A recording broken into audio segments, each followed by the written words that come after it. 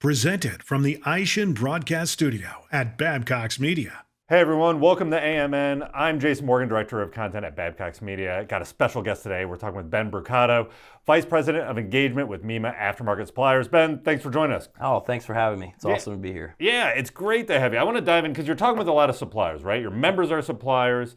We're at the beginning of the year here, charging into 26. Yep. What's on the radar? What are the suppliers talking about as you go to industry events and you're planning your content outlook? What conversations are engaging that member base? Yeah, sure. So as you said, we represent the supplier base, so manufacturers of tools, chemicals, equipment, technology that go both on the automotive and commercial vehicle side of the business. Mm-hmm. And, no surprise, trade and tariffs is always a big one. Of course, the USMCA renegotiations are a big part of what's on suppliers' minds, and so we're very active in those conversations. But, we've seen even through last year, a big tariff fatigue, right? Our members are just uncertainty, don't know what's going ahead, what's on the horizon, and so that's where we come in, try to take some of that fatigue off of our members and look at that. But other areas, supply chain resiliency, okay? So you have tariffs and what does that mean? But what other areas can companies and our suppliers be more efficient, effective at? Where can we help them in steering them, looking at geopolitical uncertainties and unrest, talking about those things. And then, consolidation continues to be a big area, both on the supplier side, the distributor side, but really even on the service side. So things like that. Of course, AI, you can't really go anywhere without talking about AI. But what we're really dedicated is helping our suppliers find the value and the return on investment on the AI and some concrete usages for AI. So those are some of the top big ones that are keeping our members up at night, I would say. Right, yeah. Well, and you have a lot of programming and events that go along with that. Just came back from Heavy Duty Aftermarket Week, where you have Heavy Duty Aftermarket Dialogue, which is always great. I do want to dig into that a little bit when you talk about, you mentioned the uncertainty, clearly the name of the game everyone's playing right now. I think we've all kind of settled into uncertainty is just going to be there, right? Navigating that. But can you give me some insight into how you engage members with that? How do you support them? How do you take that worry and that weight off their shoulders? Yeah, absolutely. So, first and foremost, one of the great benefits that we have at MEMA is we're a dialogue or a platform for discussion for our members. And so bringing in our members together to talk about like-minded issues for them is so crucial. So like the Heavy Duty Dialogue and many of our events, we bring in, thought leaders and experts in different fields, but having the closed groups like our councils, that's really where a lot of the discussion happens. Our councils are peer working groups focused around either a product or a certain area within their company to talk about these challenges. So it's amazing what can be accomplished when you have 30 or 40 marketing executives from the supplier companies sit in a room and talk about the importance of their brand, how to address private label, e-tailing, and different shifts. When you have that safe space in a room to converse within your peers, it's incredible what can come out of those discussions. So, we have our events, we have councils, as I mentioned. We put out a lot of research and industry analysis with partners like Roland Berger and BCG and many others, so that we're providing that content and thought leadership to our members. Right, very good. One of those areas, you've already mentioned it here too, on the AI and technology, always in motion. And even on the software side, I think it's definitely on the OE side, it's definitely changing the business in terms of the software coming into vehicles. I think we're going to see it on the aftermarket side as well. But can you give me maybe an example or some concrete terms of how you're helping those members and suppliers navigate the technology changes and the information you bring them there? Yeah, pertaining to AI, we talk a lot about AI, and it's kind of pie in the sky. It's really important for us as an association to get to a level of practicality for our members. How does this impact your business? Here's some use cases. We were talking earlier about Roland Berger, how they did this live demonstration at our technology conference last year on how AI has helped different suppliers, and what did they do, and what did they look? They were looking through their contracts and different aspects of that.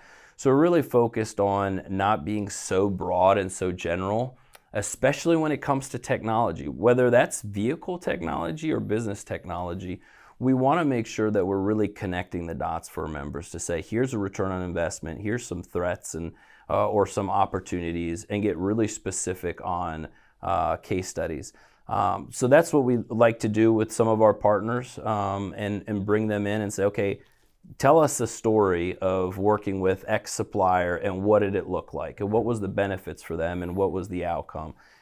So we spent a lot of time trying to connect members with those points. Right. And I was at the technology summit. I saw that Roland Berger presentation. I do have to say, I mean, even from the supplier side, I see how it's valuable there, because it was a real working use case with other suppliers. But even my side, on the media side and just other applications, you all being able to bring a partner in and really pull back the curtain, because they were just like, well, here's the back end, here's how we're doing everything. You're like, wow, okay, I could see how this could apply to this application, or this different thing that we want to go do, or this part of the segment of the market. So really, really cool how you did all that. Yeah.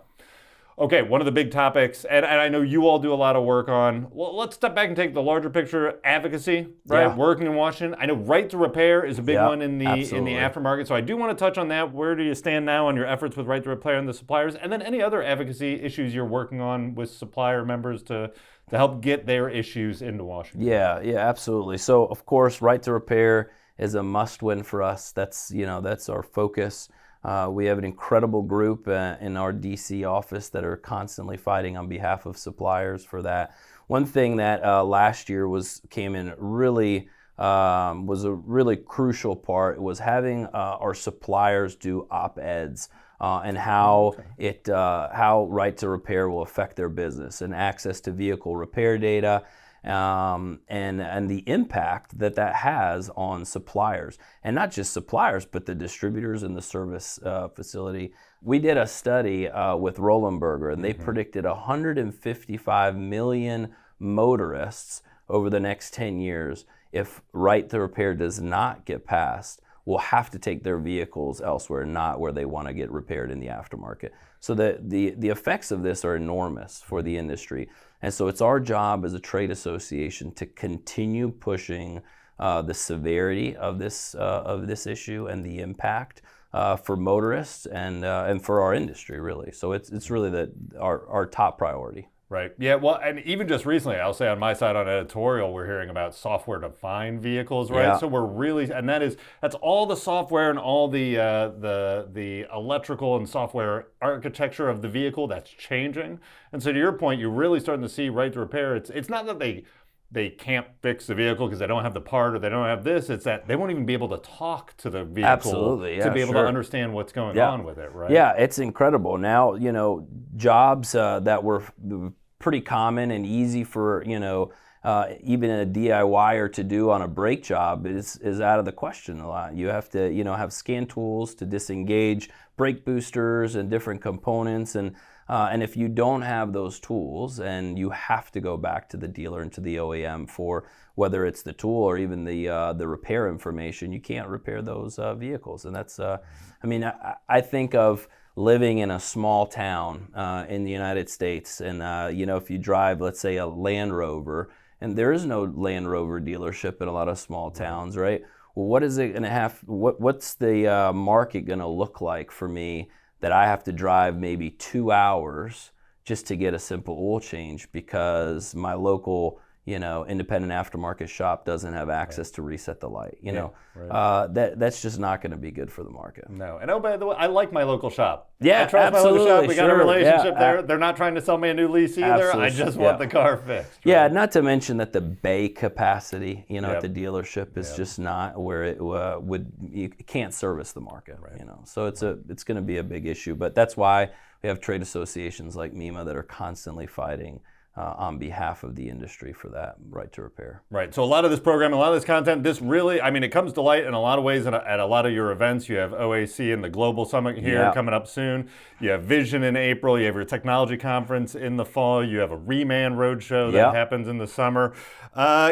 Can you tell me about what goes into that all, and what really is the value for the supplier members of being involved in that, going to those, taking the time and being there? Yeah, sure. Well, I appreciate the question. And you mentioned our signature events. So we have the Global Summit that's coming up in 2 weeks here at the end of February in Miami. So that event is focused on global exporting. So how can we help our suppliers identify new markets of potential sales and growth, and how can they increase their export sales? We bring in a lot of international distributors that are looking for North American suppliers, and we kind of partner them together at the Global Summit. So it's an incredible event.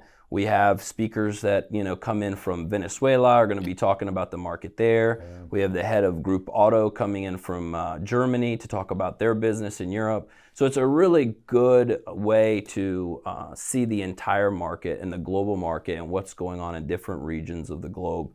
And that's difficult to do. It's difficult to stay connected to all, especially with the geopolitical uncertainty and things like that. So our members can go there and kind of gain insights on the global markets.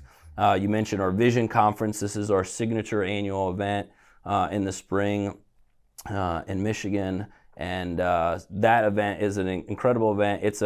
We've come to find that our members want to fly in, fly out, or come in for a day conference, and that's the purpose of Vision. It's our executive overview event. Our members can come in, understand what is going to happen over the next 8 to 10 months in the industry, a lot of overview of economic landscape, what's going on in the industry. So that's our event in the spring. Then in the summer, as you mentioned, we have our Reman Roadshow focused on remanufacturing and sustainability. And then towards the end of the year in the fall, we have our technology conference, and that's split into 2 sectors. We have business technology and then also vehicle technology focused. Very cool. Okay, so if I want to learn more about what's going on with MEMA, maybe dig into some of the research. I know you offer a ton of research too. Where can I go? Where can I check this out at? So MEMA.org is our website. Every member has access to an individualized portal where they can go and access. They log in. Every MEMA member has access to this, and we have hundreds of thousands of dollars of research, industry analysis, and reports. Every year, our number one rated member benefit from our members is our research and insights. So whether it's the size of the market, forecast reports, EV trends, e-commerce, mergers and acquisitions, really you name it, we have it all available on our website that our members can, it's protected so the members can go on and access and download all that information. Perfect, very good. Ben, thanks for being here. I appreciate your time. Thank you, appreciate it. It's great being here. Thank you all for watching. We'll see you on the next one.